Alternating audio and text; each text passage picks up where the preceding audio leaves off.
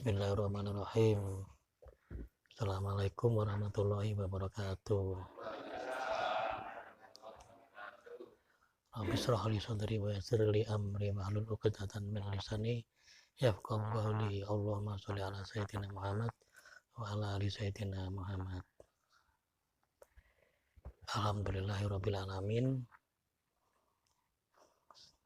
Untuk memperingati hari ulang tahun IPSB Bunga Islam, saya sedikit mengupas tentang sejarah perjalananipun Romo Haji Muhammad Jamaluddin Ghazali Anwar dalam mencari ilmu Asmaul Haq. Yang saya dengar waktu Mbah Yai awal pertama, saya tanya, sebenarnya Mbah Yai itu lahir kalau tanggalnya pas 30 Juni, tahunnya itu 1926. Beliau dilahirkan. Ayahandanya bernama Bapak Darman dan ibunya bernama Bu Satinem. Beliau itu awal pertama berguru di Nurame kepada Mbah Bakri. Sebelumnya, menurut cerita dari ibundanya, waktu masih muda itu dia sering berguru.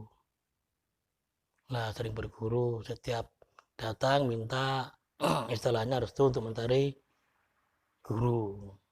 Datang lagi mencari guru. Akhirnya ibundanya berpikir, mudah-mudahan kalau dia akan dapat guru gitu. Akhirnya di daerah Nurame itu ada namanya Mbah Haji Mat Bakri. Nah, beliau akhirnya disuruh ibunya untuk mengaji di situ karena di situ ada pelajaran agama, soal ilmu. Di situ juga ditemani oleh Bapak Swandi. Setelah belajar dari situ, dia kurang puas, mencari lagi, sama ibunya diajak ke pondok pesantren Rejoso Petorangan Jombang, yang mana itu kiainya ya Haji Mustahil Romli. Di situ ternyata ajarannya ajaran Thariqah Qadariyah Naqsabandiyah, berarti pelajaran Thariqah. Akhirnya Mbah Yai masih belum puas juga karena yang selama dicari belum ketemu. Setelah melalui perjalanan proses dia beriadah, akhirnya dia itu lari ke Cirebon. Ke Cirebon dia berguru di situ ke Syekh Ahmad Imam Bakri. Di situ dia berguru, di situ dia mendapatkan ijazah 2 dan 3 yang beliau dapat. Setelah dia mempelajari dari Mbah Ahmad Imam Bakri, kemudian Mbah Yai Jamari nanya lagi kepada gurunya itu, siapa gurunya beliau itu. Gurunya Syekh Ahmad Imam Bakri menurut cerita Mbah Yai Jamari itu dari ayahandanya, dan ayahandanya itu juga dari guru, dan gurunya itu adalah gurunya guru yang bernama Syekh Ahmad Imam Rifai yang kebetulan ada di daerah Banten. Dan aslinya Syekh Ahmad Imam Rifai itu bukan orang Banten menurut Romo Kiai Muhammad Jamaluddin Ghazali Anwar, cuma bertepatan dia di daerah Banten. Dengan persyaratan kalau untuk menemui Syekh Ahmad Imam Rifai, dia harus melakukan lelaku yang mau dijalani selama 40 hari 40 malam. Seperti yang dijalani waktu itu Kanjeng Nabi Muhammad di Gua Hira. Dengan kesanggupannya, dengan tekad bulat, akhirnya beliau itu menjalani yang dianjurkan oleh Syekh Ahmad Imam Bahri Cirebon. Setelah 40 hari dia itu perjalanan dijalanin, akhirnya ada tanda-tanda, disitulah dia ditemui oleh Syekh Ahmad Imam Rifai. Lah setelah disitulah Mbah Yai Jamari mendapat ilmu dari Syekh Ahmad Imam Rifai. Nah, setelah dia menjalani, dia diajarkan tentang ilmu Asmaul Haq dan diberikan kesempatan untuk sekaligus membaiat. Sebetulnya murid Syekh Ahmad Imam Rifai itu memang banyak, tapi Syekh Ahmad Imam Rifai itu memang yang lolos itu cuma Mbah Yai Jamari. Nah, setelah lulus dari lelaku itu, akhirnya Mbah Yai Jamari disuruh membaiat, tapi Mbah Yai Jamari tidak mau dikarenakan dia belum sanggup. Setelah 3 kali dia diperintah oleh gurunya, baru dia menyanggupi dengan syarat satu, Mbak Syekh Ahmad Imam Rifai sudah tidak mau membaiat lagi, dan kedua, apa yang dia dapat nanti yang diajarkan ke murid-muridnya, ilmunya sama seperti yang dia pelajari. Akhirnya Mbah Syekh Ahmad Imam Rifai itu diam, dia meminta petunjuk. Setelah ada isyarat dari Allah, akhirnya diperbolehkan Mbah Yai untuk membaiat. Akhirnya Mbah Yai Jamari itu mengamini apa yang didoakan oleh Syekh Ahmad Imam Rifai. Nah, setelah mendapat izin dari Syekh Ahmad Imam Rifai, Mbah Yai langsung menyebarkan ilmu Asmaul Haq itu. Yang mana itu menurut cerita Mbah Yai Jamari itu, Syekh Ahmad Imam Rifai itu umurnya 360 tahun. Dan beliau itu katanya belum meninggal, masih hidup. Cuma tempatnya kita nggak tahu di mana. Kata Mbah Yai sendiri. Dan gurunya itu wajahnya mirip Mbah Yai Jamari, cuma ada perbedaannya. Perbedaannya itu di alisnya itu kan agak gaduk. Kalau Mbah Yai kan enggak. Tapi kalau Syekh Ahmad Imam Rifai itu sininya gaduk, sambung, agak tebal. Jadi kalau ketemu dengan mirip dengan Mbah Yai Jamari, kalau kita waktu Turiato, kok di situ ada alisnya kadang gaduk, itu untuk gurunya Mbah Yai Jamari. Kemudian Mbah Yai menyebarkan ilmu Asmaul Haq itu mulai awal tahun 1962.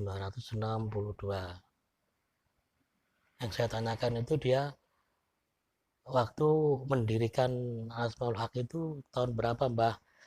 Pak, dia menjawab tahun 1962. Dia sudah mulai membaiat. Nah, setelah 62, 63, 64 berhenti. 65 juga berhenti karena ada peristiwa G30S. 66 kan masih dalam keadaan rawan, masih belum bisa. Akhirnya setelah keadaan damai tahun 1967 baru dilanjutkan lagi. Dia membaiat lagi. Sehingga saya berkembang di daerah Balai Boto. Yang bernama itu sebetulnya Nabas Besi itu ada simbolnya BI. Berarti nafas besi itu tetap ada BI-nya di situ. Cuma namanya nafas besi BI.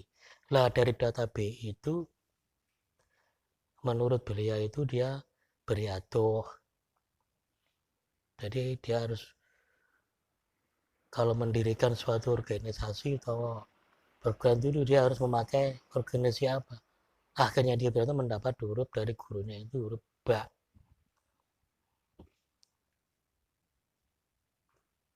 Terus dalam ada kasroh I, jadi BI itu wow.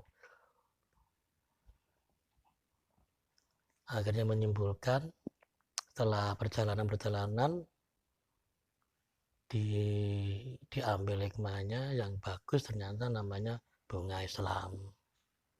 Sehingga sampai sekarang ini. Ya, jadi untuk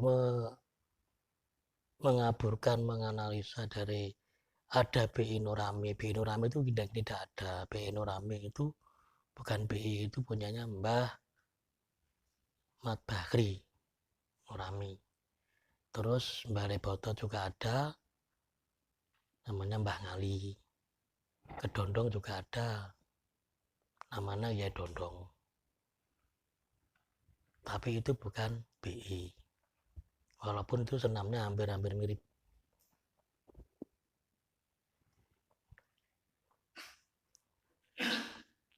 Memang saya sudah tanya langsung waktu tanya ke Mbah Yaya Jamari siapa Mbah Bagri itu Mbah Pak Mbah Bagri Nurami itu gurunya namanya Asmo Kuncung. Asmo Kuncung itu yang pertama kali dia juga menurunkan ilmu yang sama seperti BI tapi nggak sama. Memang senamnya hampir mirip.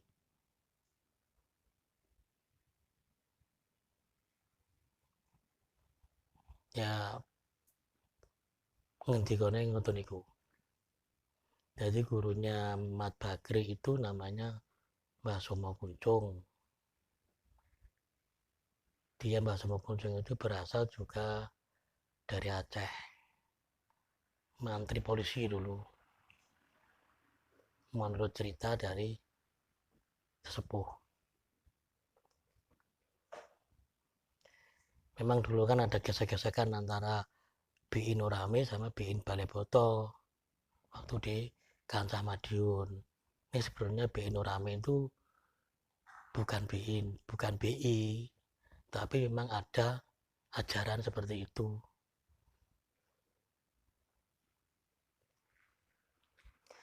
Akhirnya singkat cerita berkembang. Ada gejolak di Baleboto, ada perselisihan antara dengan Kiai Zamzami. Itu kan karena faktor intern, jadinya akhirnya karena Mbah Yai Jamari itu aslinya dari Nurami, akhirnya dia pindah ke daerah Ngerobyong, Ngendut, sampai ke Ponorogo. Dan sampai sekarang ini. Jadi sebenarnya ulasannya seperti itu yang saya dengar dan saya saksikan sendiri dari Mbah Yai sendiri, juga dari ibunya Mbah Yai sendiri. Nah, kalau menurut cerita dari YouTube, dari Pesos, itu memang agak mirip kan. Namanya agak mirip karena yang sebenarnya jadi bukan dari Banten, tapi beliau ada di Banten gitu loh. Waktu itu. Menurut ceritanya dari Mbah Yai Jamari sendiri.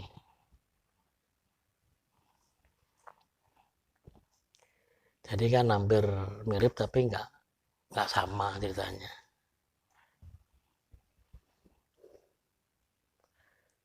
Dan sekian saja saya singkat ceritanya. Karena ini ceritanya mungkin belum sepenuhnya komplit, karena kan saya punya sesepuh sendiri yang tahu persis ceritanya yang lebih mendetail, yaitu Bapak Kasno. Karena Bapak Kasno itu mengikuti dari awal berdirinya Bunga Islam di Balai Boto. Karena usianya dia kan lebih tua Mbah Kasno daripada saya. Dia juga lebih senior waktu ikutnya. Tentang sejarah dia lebih paham. Nah, mungkin bisa dilanjut suatu waktu kalau ketemu dengan Mbak Kasno, nanti bisa diklarifikasi dengan saya. Jadi sekian dari saya, kurang lebihnya mohon maaf. Bila taufik hidayah, wassalamualaikum warahmatullahi wabarakatuh.